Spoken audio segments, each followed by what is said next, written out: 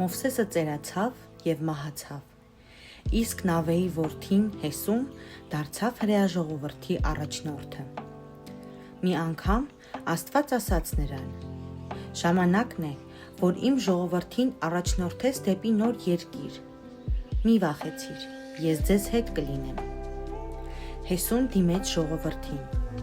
«Դուք պետք է պատրաստվեք, մենք կանցնենք Հորդանան գետը և կմտնենք այն երկիրը, որ Աստված խոստացել է տալ մեզ»։ Աստված Հեսուին պատվիրեց ասել նաև հետևյալը.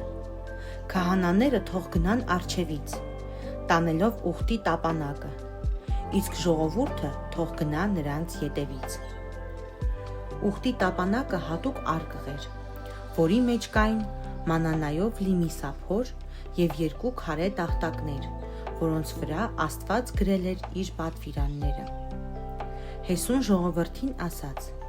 «Հիմա մենք կանգնեցնենք գետը, և Տերը կօգնի մեզ։ Երբ քահանաները մտնեն գետը, նա կկանգնեցնի ջուրը։ Երբ քահանաները տապանակը մտցրին գետը, Տերը կանգնեցրեց ջրի հոսքը։ Հիմա մարդիկ ունեին ճանապարհ, որով կարող էին գնալ»։